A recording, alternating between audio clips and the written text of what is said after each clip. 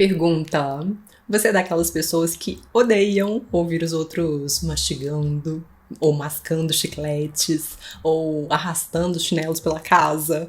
Pois é, então você não está sozinho, nem sozinha, porque a estimativa é de que cerca de 20% da população tenha essa sensibilidade muito forte a determinados barulhos. E é por isso que nós estamos aqui hoje, para conversar sobre a misofonia.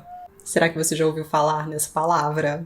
Se nós dividimos essa palavra em duas partes, miso significa aversão ou ódio, e fonia se refere aos sons. Ou seja, a misofonia é o incômodo extremo causado por certos sons.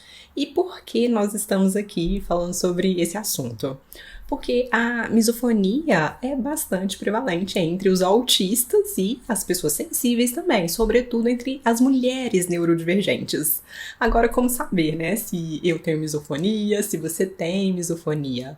Bem, as pessoas com essa condição tendem a ficar muito irritadas, não é chateadinhas não, elas tendem a ficar bravas mesmo, furiosas, e podem até entrar em pânico quando elas ouvem algum som muito ansiogênico, que pode variar bastante de pessoa para pessoa, mas geralmente os barulhos estressantes são o som da mastigação alheia, a respiração dos outros, barulho de atrito das coisas, tipo o atrito de balões de festa, as chaves no bolso ou no carro, né, balançando de um lugar para o outro. Bocejo também costuma irritar bastante as pessoas. Geralmente o que incomoda são os barulhos mais orgânicos e muito repetitivos. Batuque também de caneta na carteira, isso é clássico, né? De gente digitando também no computador. Tudo isso costuma estressar bastante quem tem a misofonia. E por que esse costuma ser um problema, né, maior entre os autistas? Porque além da baixa tolerância a certos sons, as pessoas autistas geralmente são hipersensíveis. Além disso, a pessoa pode ter alexithymia. Isso significa que a pessoa talvez tenha dificuldade para perceber esse incômodo e para expressar os próprios sentimentos. Quer dizer, ela tem problema para resolver o problema. Então, se ela não percebe o nível de estresse elevando, né, aquele agito físico, corporal, aí ela fica muito incomodada, mas não busca solução. E aí ela não consegue, por exemplo, achar os protetores auriculares dela, e o estresse vai aumentando mais e mais e mais, e culmina como? Com um ataque de nervos às vezes. E quem vê acha que a pessoa explodiu do nada. Agora, a outra dificuldade natural da pessoa autista tende a ser com a interação social. Então, se o batuque na mesa incomoda, talvez essa pessoa só tome a caneta do batuqueiro, né, sem dizer nada, e isso pode assustar os amigos. Mas, pelo menos, essa é uma atitude potencialmente funcional. Pode virar uma brincadeira, os amigos podem compreender, né, que a pessoa tem mais sensibilidade e tudo, que aquele foi o jeito de resolver. Mas, na maior parte dos casos, a pessoa não consegue interromper esse barulho, não consegue solicitar um espaço mais silencioso para suas atividades e também não consegue a compreensão dos outros. Consequência? Bom, em primeiro lugar, a desregulação emocional geralmente vem com o peso do constrangimento. A pessoa fica envergonhada por não conseguir lidar de forma mais racional, ou mais funcional, mais adaptativa ou saudável com aquele problema. E aí a pessoa se sente muito culpada, se sente envergonhada, né? Fica constrangida mesmo. E o segundo problema é o julgamento dos outros, ou seja, as pessoas que convivem com quem tem misofonia geralmente não compreendem mesmo essa sensibilidade. Às vezes eles nem escutam o que incomoda tanto, né? Esse barulho que incomoda tanto quem é sensível. E aí eles acabam invalidando a necessidade do outro de acomodação. E quem tem misofonia geralmente é rotulado como louco, como fresco, chato, intolerante, tolerância zero, né? E agora que você já sabe o que significa a misofonia e sabe também um pouco sobre como ela pode aparecer na vida real, nós vamos a mais um exemplo. Os exemplos, nós sabemos, nos ajudam muito a aprender e eu gosto de usá-los aqui com vocês durante os nossos estudos. Então eu vou ler um relato de uma autista sobre o impacto da misofonia na vida dela, e este texto está no livro Spectrum Women, que vocês já conhecem aqui de outros vídeos. O relato dela está na página 135 e quem compartilha conosco essa história é a Barbie Cook. que é uma das autoras do livro. E dito isso, vamos lá ao nosso relato, né? Então, aqui na página 35, ela diz assim: eu descobri o meu ódio a certos sons quando eu era adolescente, cuidando do filho pequeno de um amigo. Este garotinho feliz veio saltando da cozinha, segurando um saco de batatas fritas na mão e prontamente pulou no sofá atrás de mim, enquanto eu estava sentada no chão. Ele abriu ansiosamente aquele pacote de batatas fritas, diretamente atrás da minha cabeça.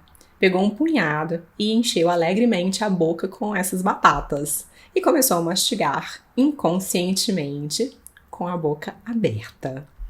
De forma instantânea, naquele momento, o meu humor de contente passou para o humor de uma psicopata.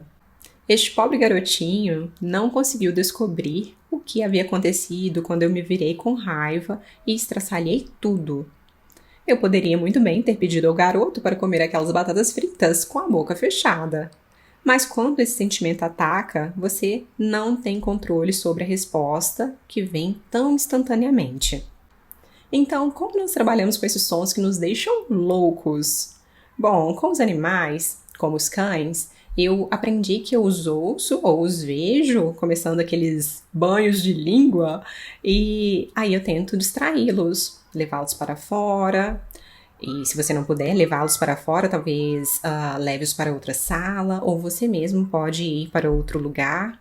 Agora, de volta às pessoas, idealmente, nós gostaríamos de fazer o mesmo com os humanos, né? Colocá-los para fora de casa até que terminem de mastigar. Infelizmente, isso não está autorizado. Então, você é quem precisa estar preparado. Então, você precisa saber qual é o horário em que as pessoas vão comer e onde elas vão comer, porque essa é uma das melhores maneiras de evitar as suas inclinações psicopáticas.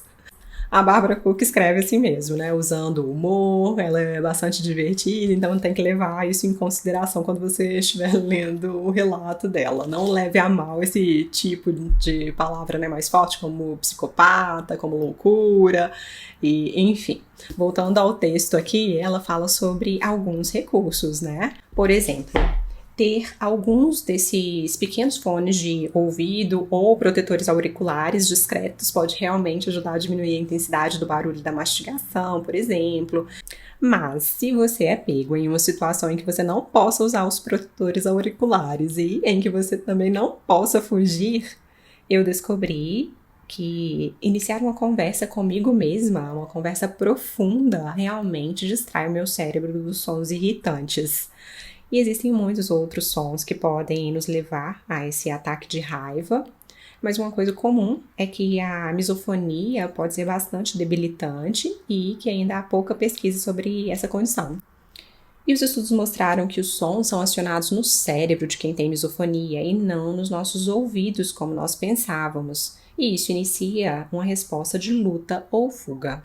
E aqui nós fechamos essa parte do relato. A Barbara Cook fala sobre vários assuntos, mas o que nos interessa até aqui é esse trecho.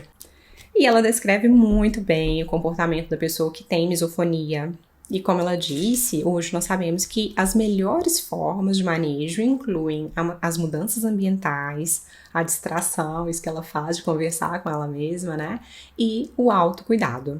E as mudanças ambientais, obviamente, se referem à redução de ruídos, seja pela conversa com as outras pessoas, seja pelo uso de um abafador como este aqui. Eu fui assistir Avatar 2 no cinema na semana passada e, claro, eu levei meus abafadores, né, de som, protetores auriculares, tanto para mim quanto para o meu marido.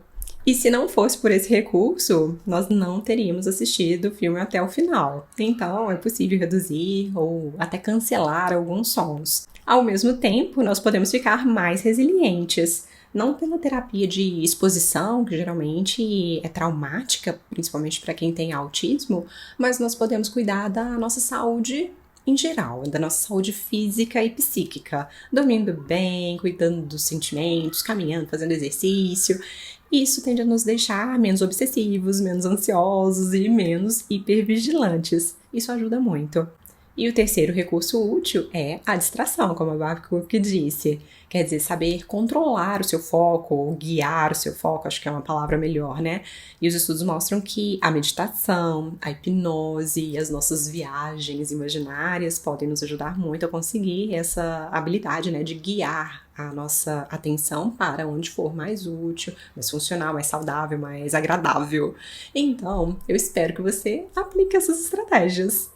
E agora eu quero saber se você conhece alguém com essas características ou se você é essa pessoa com essa sensibilidade alta, determinados tons. Conte aqui embaixo pra gente se o seu melhor amigo é o protetor auricular.